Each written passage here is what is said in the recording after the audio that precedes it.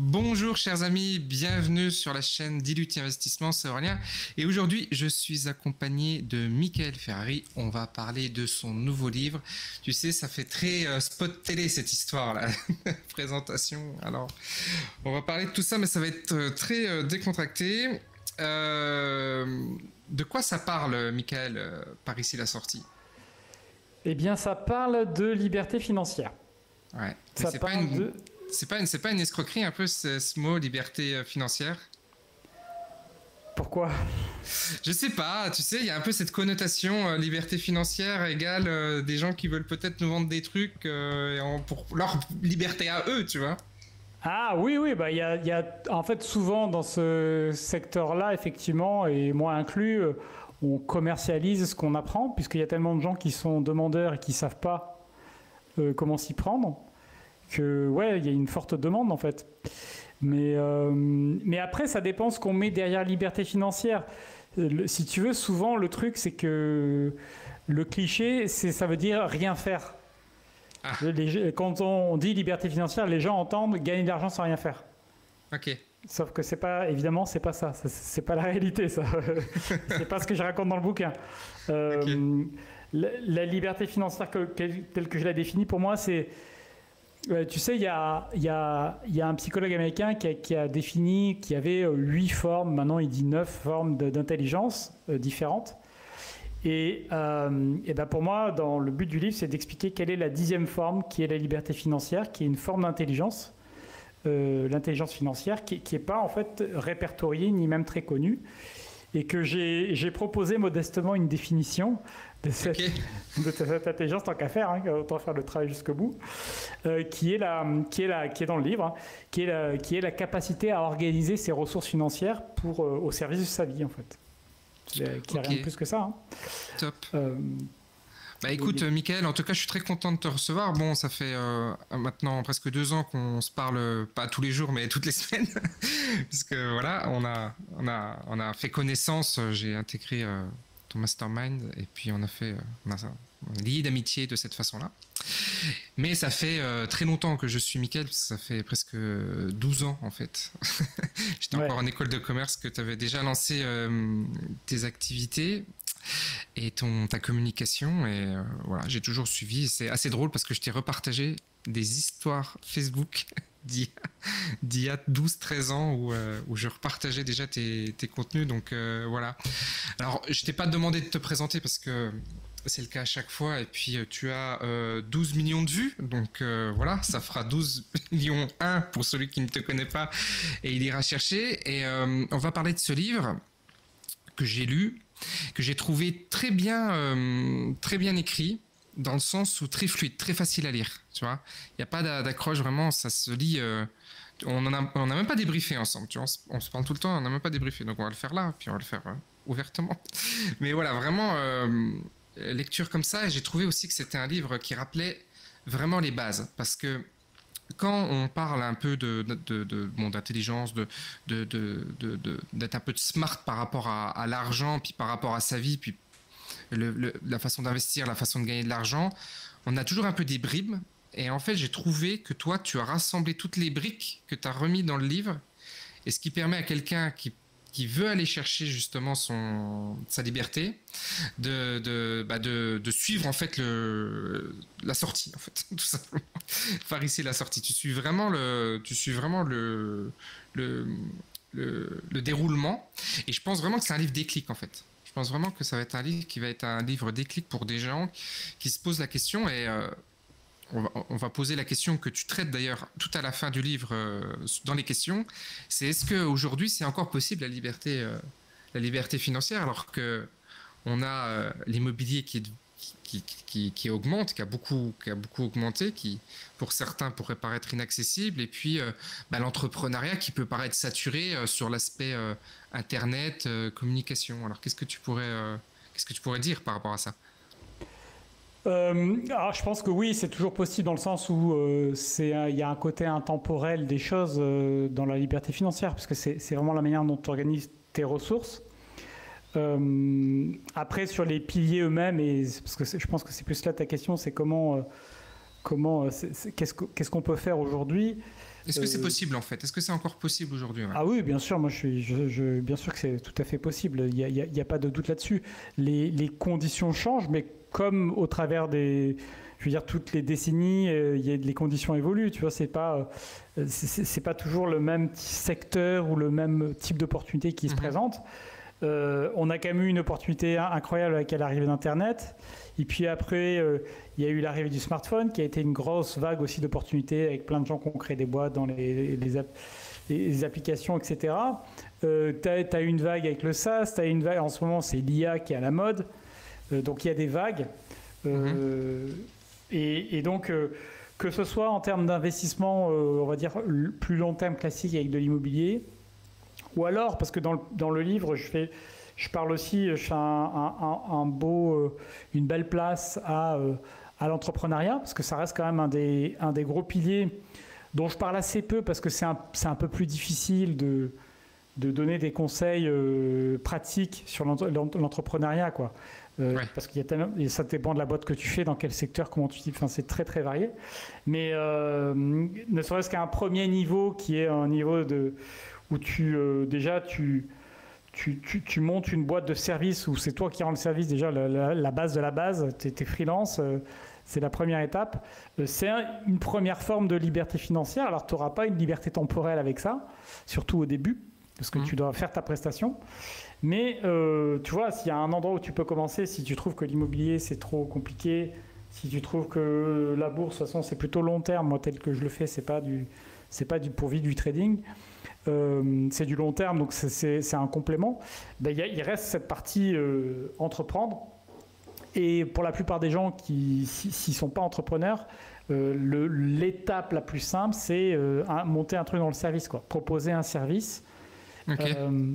Qui peut être une première étape avant, éventuellement, c'est pas une fin en soi, mais avant une étape qui consiste à monter une boîte de service ou à évoluer vers carrément autre chose. Et l'avantage de faire ça dans le service, c'est que ça peut permettre soit d'augmenter ses revenus, soit carrément de vivre de ça, d'en faire son activité principale et d'avoir à ce moment-là des dividendes sous forme de liberté géographique. Okay. C'est quand même aussi un des aspects de la liberté financière, c'est la composante géographique, le fait de pouvoir vivre là où tu as envie, ou vivre là où ça te coûte aussi moins cher, vivre là où tu te sens le mieux. Enfin voilà, tu peux faire un arbitrage vis-à-vis de ce point de vue-là aussi. Et je sais que beaucoup de gens en fait sont très contents. Il y a eu beaucoup de gens qui étaient plus satisfaits de leur job parce qu'ils étaient en télétravail pendant la période, là, les dernières années. Et certains qui ne reviendront jamais en arrière, hein, c'est-à-dire qui se disent si mon entreprise me demande de revenir, je démissionne, quoi. Ouais, c'est ça. Hein. Donc c'est un gros dividende, la liberté géographique, qui fait partie de la liberté financière, parce que quand tu as ça, tu as souvent un peu de souplesse dans ton emploi du temps. Et donc ça c'est plutôt cool. Ok. Parce que c'est vrai que bon, t'as fait plein de piliers, mais il y a deux pieds en fait dans cette histoire. T'as un pied patrimonial et t'as un pied cash flow. C'est-à-dire que on a très souvent dans nos entourages ou dans la population en général qui investit, elle va avoir souvent un des deux pieds, mais c'est rare de trouver les gens qui ont vraiment les deux pieds. C'est-à-dire que tu vas avoir des gens qui vont être beaucoup générés en cash flow, là, avec le SMIC LinkedIn à 10 000, machin, qui vont vraiment aller chercher ça. Tu vas avoir des gens qui vont plutôt chercher à investir en immobilier, puis qui vont avoir de l'immobilier, mais qui vont avoir une problématique de cash flow. Mais les gens qui arrivent à développer à la fois du patrimoine immobilier régulier et à la fois du cash flow entrepreneurial régulier, c'est plutôt rare, en fait, hein. Ouais, c'est possible. Après, dans les gens qui sont arrivés par l'immobilier en tant qu'investisseurs, il y en a une bonne partie, quand ils veulent quitter leur job, ils se retrouvent à se créer une activité dans l'immobilier, donc de type conciergerie ou marchand de biens ou quelque chose qui est lié à l'immobilier. Et comme ça, ils se retrouvent à faire du développement de leur patrimoine et puis à avoir une activité entrepreneuriale qui va rester très proche de ce qu'ils font. Moi, je le fais à ma manière, notamment au travers de la formation, au final. Hein, tu vois, c'est lié, Oui, c'est ça, ouais. c'est lié à ça. Ouais. Après, c'est peut-être plus compliqué de le faire dans un tout autre secteur, parce que ça te fait gérer deux choses très, très différentes. Mais ouais, c'est moi ce que je fais pour le coup.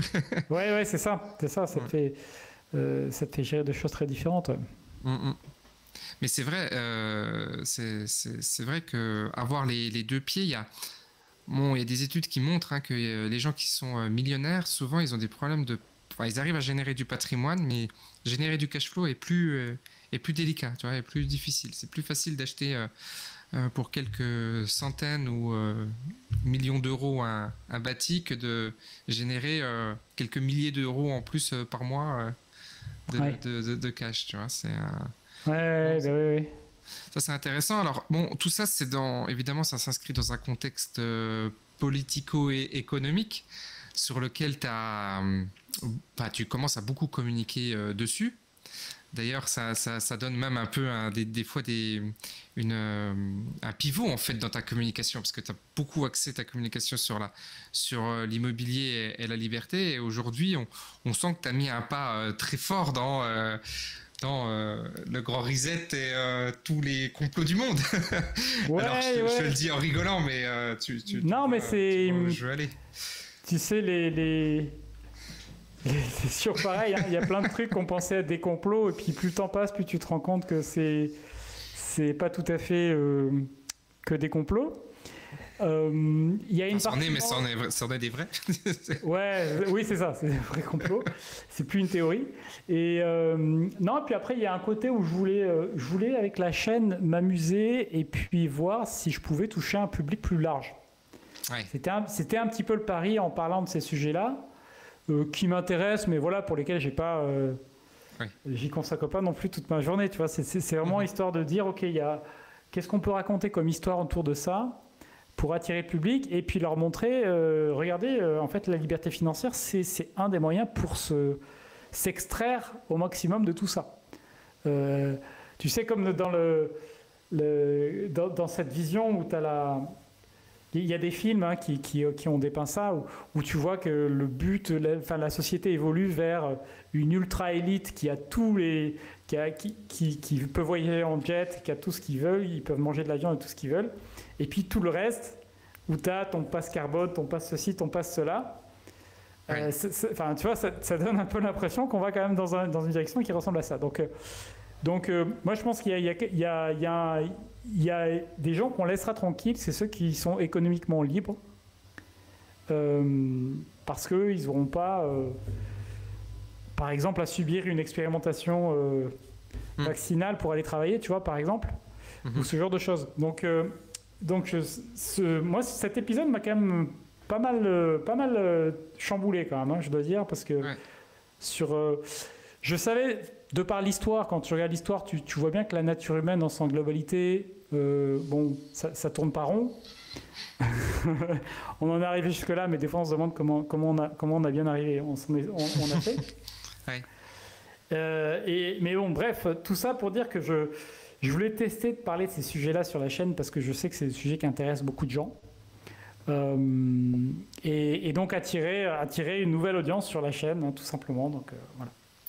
Ouais, non, mais c'est vrai, bon, y a beaucoup de gens qui communiquent autour de ça, là, hein, de se dire que demain, si t'es pas libre, tu vas rentrer dans un moule, en fait, encore plus fort qu'aujourd'hui. Alors, je pense que c'est vrai. Donc, je te rejoins dans cette analyse-là. Et moi aussi, hein, le Covid m'a beaucoup marqué sur ces aspects-là. Maintenant, je vois deux choses par rapport à ça.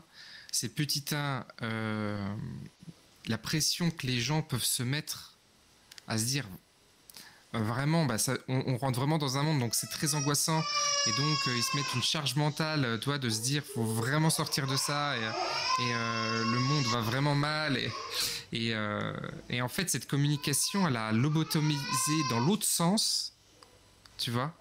Les gens n'ont pas été lobotomisés par BFM, ils ont été lobotomisés par l'autre côté de la conversation, où on se dit, ouais, mais alors là, c'est bon, tout le monde Enfin, je vois ce que tu veux dire. tu vois, et avec cet aspect, comment je vais faire, comment je vais m'en sortir, et cette sorte d'angoisse un peu, j'allais dire franco-française, mais qui est quand même assez présente en France quand même. Ça partout, tu vois. Il y a une amie avec laquelle on parle de ces sujets-là, et elle me dit, moi je préfère pas trop qu'on en parle trop régulièrement parce que ça m'angoisse de voir tout ce qui se passe et tout ce qu'ils essaient de faire et tout ça. Et en fait, je dis, moi ça m'angoisse pas. En fait, moi, je vais pas dire que ça m'amuse, mais je regarde ça de loin au final et je trouve ça fascinant. Et je trouve que j'aime bien juste essayer de le comprendre. Mais je suis d'accord qu'il y a comme toujours, il y a une polarisation du discours avec donc les gens qui étaient extrêmement contre ou extrêmement pour et qui se retrouvent, et c'est un petit peu les mêmes travers au final. C'est pour ça que dans l'avenir, tu vois, je ne sais même pas sur ma chaîne si je vais continuer vraiment à en parler autant de ces sujets-là, parce que pour l'avoir testé, effectivement, les gens qui découvrent ma chaîne ne sont pas plus motivés que les autres à avancer, c'est-à-dire à se dire comment on fait pour s'en sortir, comment on fait pour s'en préserver, comment on fait pour être libre, comment on fait, parce que les gens ils ont tendance à s'enfermer et à accepter des trucs, des contraintes parce qu'ils ont une vision parfois étroite, et donc j'ai essayé d'ouvrir cette vision en leur disant voilà, si jamais vous êtes à un endroit où pour une raison X ou Y, peu importe le sujet, il y a des choses qu'on vous demande de faire et que vous ne voulez pas faire, vous avez le droit de déménager, en fait. Vous avez le droit de partir. À moins qu'on vous enferme, vous pouvez partir. Et donc, pour partir, il faut avoir organisé ses ressources, ses revenus, tout ça, pour pouvoir dire, tiens, j'ai envie d'aller vivre dans telle zone du monde où je suis tranquille. Ou telle zone de la France, même si on veut rester en France, dans une zone où... voilà. Mais tout ça, ça se prépare. Ça se prépare. Alors, la deuxième chose que je voulais te dire par rapport à ce point-là, c'est aussi que ça met un peu aussi une connotation, un peu pareil, c'est le prisme inverse, en fait, qu'il faut absolument devenir entrepreneur. Et tu vois, il y a aussi ce truc... je ne sais pas combien de micros qui se sont lancés. Et il y a une grande partie de ces gens qui se lancent parce qu'ils ont un projet, mais il y a une grande partie de ces gens qui se lancent parce qu'ils pensent, ils ont la conviction que le modèle dans lequel ils sont, il n'est pas bon pour eux. Et ça, c'est pas forcément sûr, en fait. C'est peut-être qu'il y a des gens qui ont plutôt intérêt à rester salariés. Ah, clairement. Tu vois. Alors, qu'est-ce que tu penses de ça ? Qu'est-ce que tu penses de ce mood un peu de dire tout le monde doit être entrepreneur aujourd'hui, c'est le...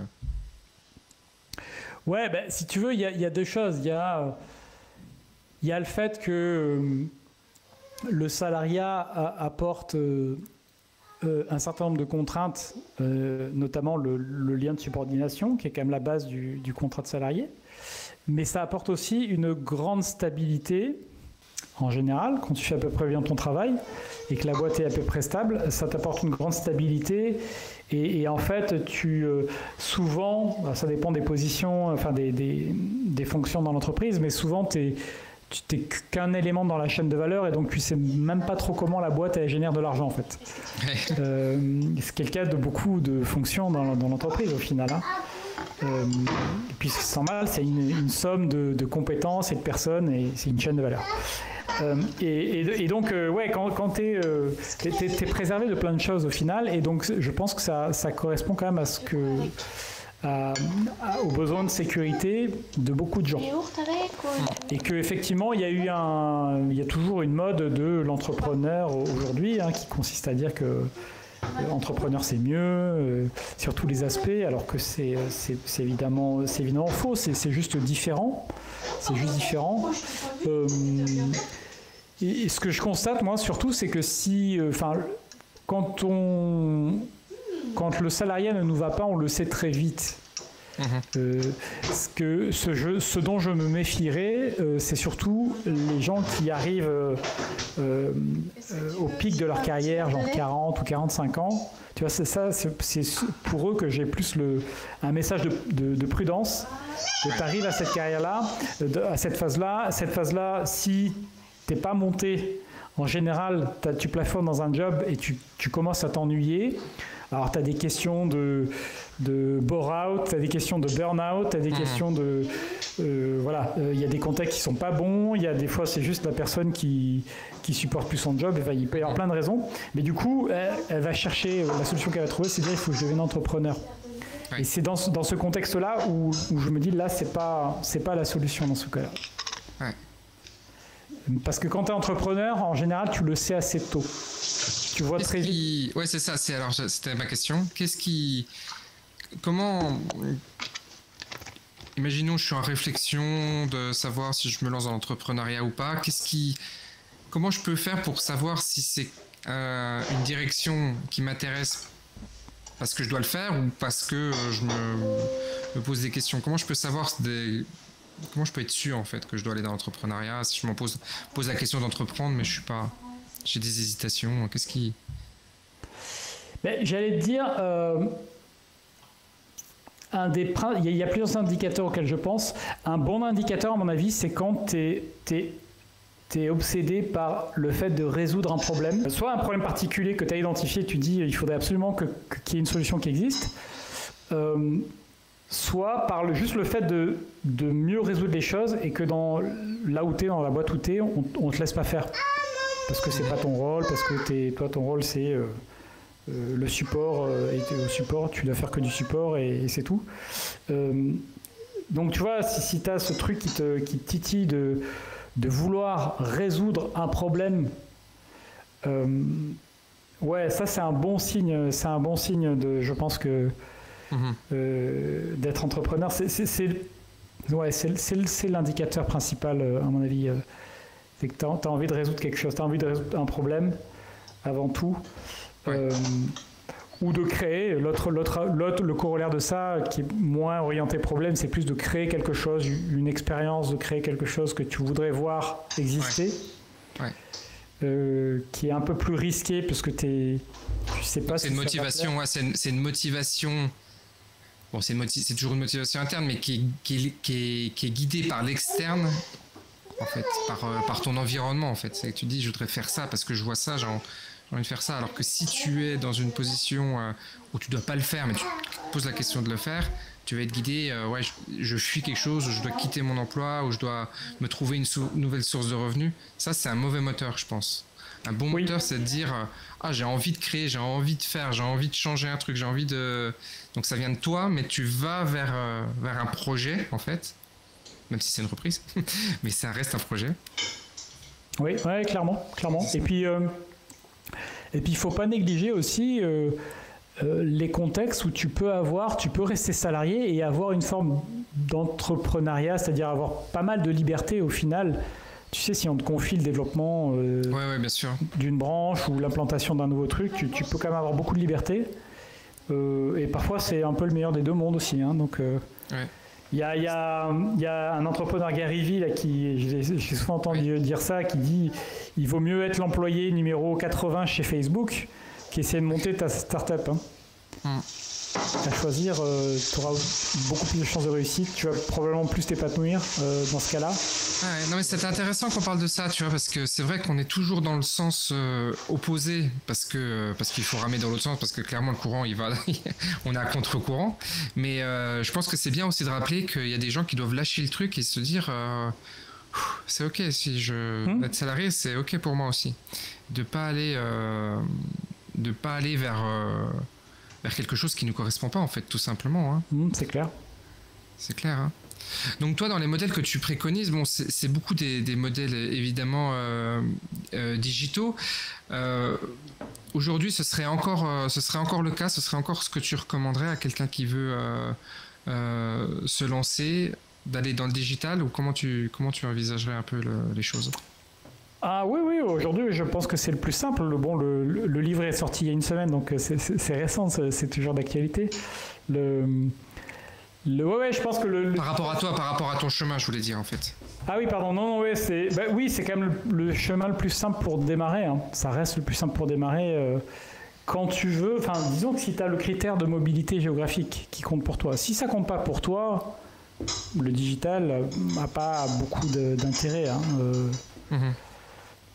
Surtout dans le service, tu vois, le service, tu peux gagner très bien ta vie en vendant des services de nettoyage en porte-à-porte, tu vois.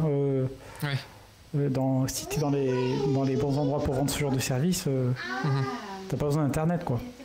Ouais. Mais il faut être au bon endroit. Ça dépend de là où tu es, et puis si tu veux de la mobilité géographique. Mais et aujourd'hui, je me fais un peu l'avocat du diable, mais aujourd'hui, tu perçois des opportunités encore dans le digital. Tu vois des choses. Bon, il y a Olivier Roland, par exemple, il est encore sur les blogs, et ça, par exemple, c'est encore des choses qui sont d'actualité. Le fait de lancer une agence digitale, chose que j'ai promue à une certaine période de cette chaîne, il y a fort longtemps, il n'y a que 4 ans. Mais voilà. Tu sais, ça c'est comme tout. Hein. Il y a eu effectivement, il y a eu une mode des agences, ouais, effectivement.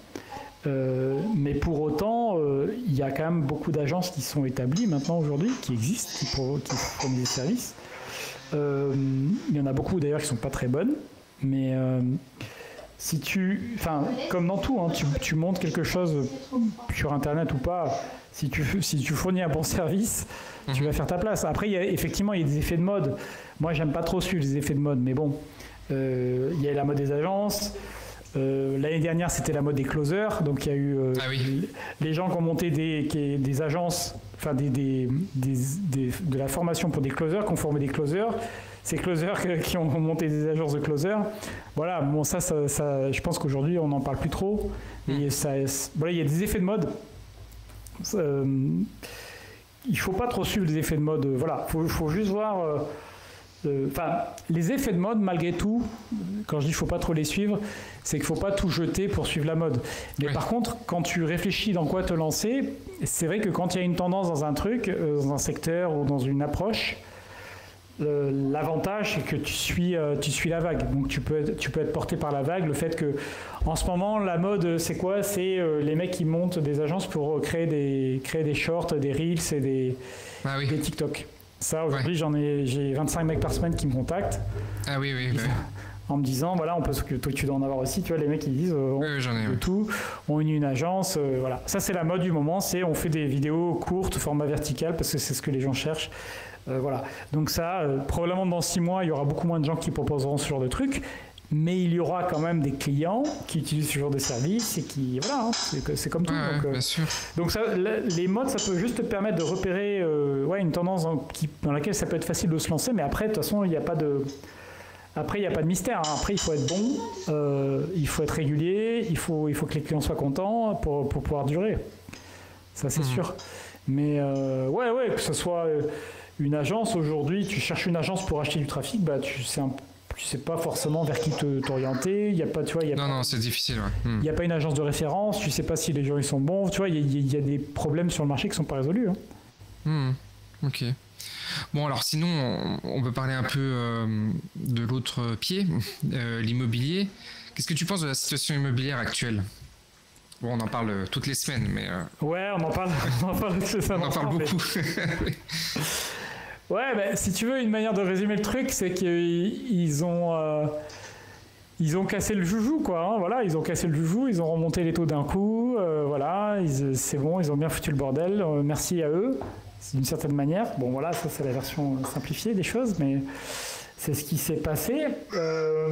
Du coup, ça complique évidemment les choses pour tout le monde, hein, tous les acteurs en fait qui sont dans l'immobilier. Mais après, cela dit, bah tu vas quand tu cherches une bonne affaire que tu es sur le terrain, tu vas finir par en trouver. Même dans le contexte actuel, aujourd'hui, tu vas profiter d'un truc qui est délabré, qui a un mauvais DPE, qu'il faut entièrement rénover. Ça reste un classique qui marche toujours bien parce que tu vas l'acheter quand même moins cher en moyenne au mètre carré que le reste, parce que l'État va le justifier. Si tu arrives à négocier en plus, bah voilà, tant mieux. Et puis même si le financement va te coûter un peu plus cher, bah, ça va rester quand même quelque chose d'intéressant. Donc oui, le secteur c'est plus aussi... tous les voyants ne sont plus au vert. Pour autant, aujourd'hui, quelqu'un qui part de zéro, qui veut se créer un patrimoine, bah, ça reste encore bien. Ça reste encore bien. Tu vois, c'est quoi les moyens de te créer un patrimoine à part de monter une boîte et de la vendre?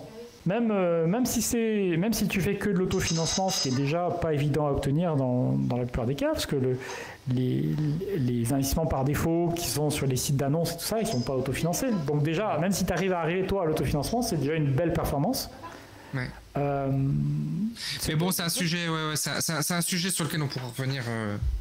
On pourra en parler plus longtemps parce qu'il y a beaucoup à dire, hein, en fait. Hein. Oh là là, oui, non, c'est vaste. Il y a beaucoup à dire parce que le marché est déséquilibré aujourd'hui parce qu'il a subi un événement un peu inattendu. Hein. C'est ça, un électrochoc. Donc du coup, le cœur pour l'instant, il n'est pas. Enfin, on n'a pas de nouveaux débattements réguliers là.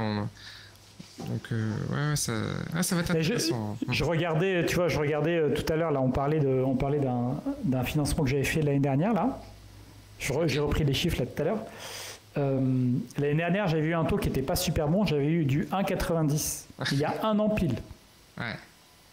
Et aujourd'hui, tu dis tu rêverais d'avoir 1,90, tu vois. Et la même banque te ferait 4 aujourd'hui.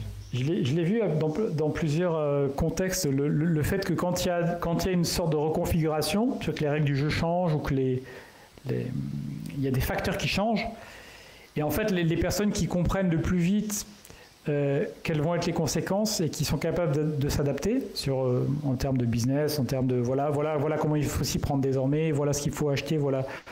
Ben, c'est celles qui peuvent tirer leur épingle du jeu au début, le plus vite possible. Mais c'est sûr que la situation elle est pas évidente à appréhender, ça c'est clair. Oui, c'est ça. Il faudrait qu'on en fasse ça complique. On devrait en faire une vidéo spécifique, tu vois. Je te vois toujours investir dans les années qui viennent. Ouais, moi j'aime bien l'immobilier, donc c'est quelque chose que je me vois bien continuer à faire. Tu vois, pas de manière acharnée, mais de continuer à faire, trouver des projets, revendre des trucs, racheter des trucs, ouais, ça ouais, bien sûr. Ça reste, pour moi, ça reste le pilier le plus important pour moi, donc ouais, c'est quand même intéressant. Il y a tout un aspect de l'immobilier qui est plutôt l'immobilier ailleurs en Europe et dans le monde, tu vois. On parle des fois de certains pays dans lesquels on aimerait bien investir. Voilà, ça fait partie. Tu te verrais investir à l'étranger là? Ouais, bah ouais.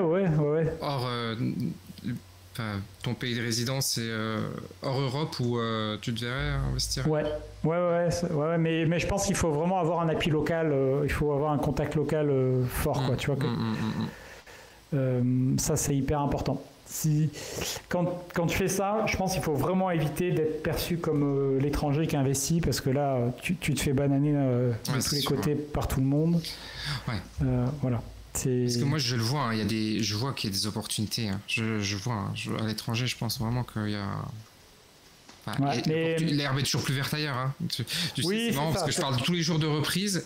Et le bâtiment en face de moi, c'est un énorme garage et tout, et il y a eu une session là, tu vois.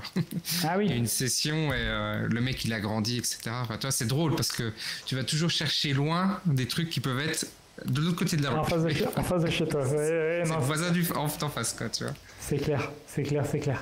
Oui, non, c'est toujours plus simple hein, quand c'est à côté de chez toi, bien sûr. Mais ouais, tu vois, à l'étranger, je pense qu'il faut vraiment connaître, donc il faut passer du temps sur place. Ouais. Tu vois, c'est un truc, il faut aller 1, 2, 3 mois. Il y a marché, ça c'est clair, hein, ça c'est sûr. Voilà, faire ton réseau, le faire bien parce que oui, tu peux passer par des intermédiaires, rester chez toi, mais ça, je serais pas en confiance. Ouais.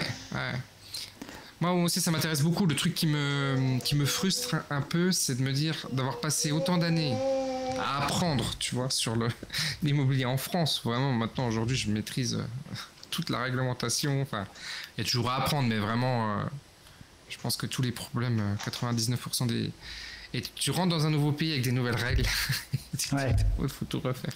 Il faut tout repenser, c'est tout. C'est de nouveau, tu vois, redéposer un permis, machin et tout. Alors attends, c'est quoi les règles, c'est quoi les délais les services instructeurs, ils peuvent te bananer en France, mais quand tu sais ce que Ce que tu fais, tu sais leur répondre. Là, tu vois, c'est... Oui, bah, c'est d'où l'importance. Tu vas forcément plus te reposer sur des gens qui vont t'aider, sur les artisans, les avocats, sur voilà, tu vas plus avoir besoin de ça, ouais. Voilà, bah écoutez, chers amis, j'espère que cette interview vous aura plu. Et puis, bah, je vous dis à bientôt. On vous tient informé avec Michael si ça vous intéresse qu'on récidive ces échanges. Mettez un commentaire, ça fera du référencement. Et puis, ça nous donnera un peu de matière aussi si on avait envie de se lancer là-dedans par hasard. Voilà. Merci, Michael. Merci Aurélien. À bientôt. Ciao. Bientôt.